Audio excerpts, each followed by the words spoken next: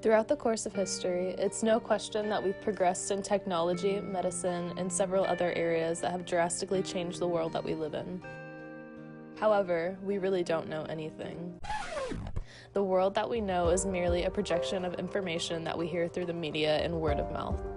The world engages with the media as a source of almost all our information, constantly revealing the achievements we've made over the decades. It is July 20th, 1969, and man is about to land on the moon.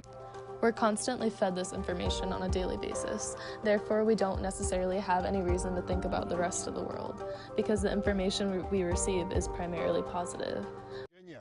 As of today, gay marriage is a legal right in this country, everywhere in this country. But are we truly progressing? The media itself is a dangerous source to trust. Each individual news source uses their own method of framing.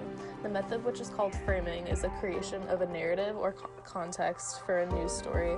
The news often uses frames to place a story in a context so the reader understands its importance or relevance. I made a mistake in recalling the events of 12 years ago. It did not take long to hear from some brave men and women in the air crews who were also in that desert. I want to apologize. I said I was traveling in an aircraft that was hit by RPG fire. I was instead in a following aircraft. We all landed after the ground fire incident and spent 2 harrowing nights in a sandstorm in the Iraq desert.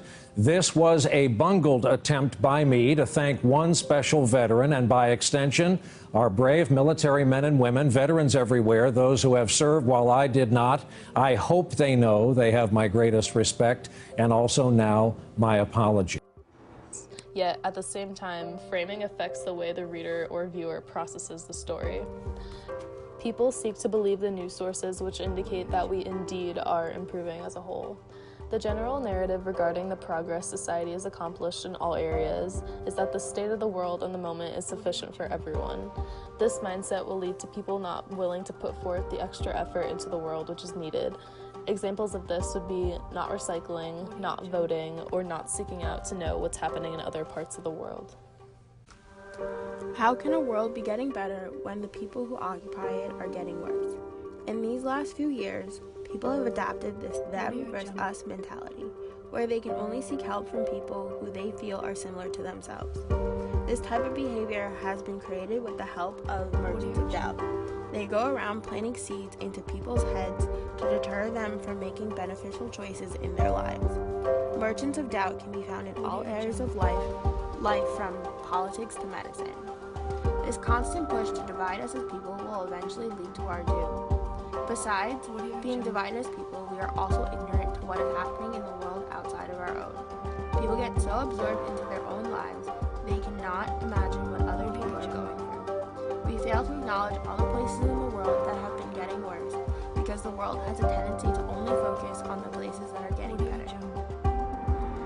There are currently places in the world and within our own country that are in fact getting worse. As of 2019, New Mexico has been deemed the worst and most dangerous state in the United States. In all corners of the world, areas are getting progressively worse and we don't even realize it because we get so caught up in our own lives.